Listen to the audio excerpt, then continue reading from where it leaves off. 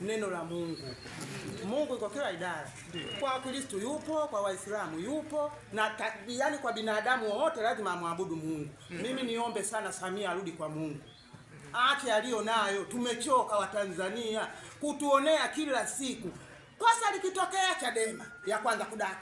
Kosa likitokea Chadema mpaka inataka kufutwa Chadema, inakosa gani? Tumechoka sasa hivi. Kama walivyotangulia kuongea wengine, sasa tutadai haki kwa mabavu. Lakini mabavu haya tunalazimishwa.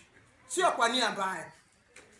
Tumechoka kuonewa. Lissu mpaka leo anateseka mzee wetu bila sababu. Kama ni maneno yaliyotamkwa, mengi yametamkwa. Hata yeye Chande katika hotuba yake ile, maana mimi sioni kama ile taarifa, ile hotuba yote yametajwa, vielelezo vya ukorofi vyote viko mule. Leo kwa nini aonewe Lissu peke yake? Kutamka na kutenda, nini kibaya? Kutenda. Neno na kitendo, kikubwa kitendo. Mengi tumeyaona na kuyaona. Askari ndio walioua, lakini hawajafanywa chochote. Tumechoka. Lissu wetu tunamtaka. Anateseka vile sababu gani? Kosa lake nini? Wamemkosa kwa risasi, lakini hawaoni kama yule Lissu ni nabii. Mangapi wananitafutia, lakini Mungu ataka.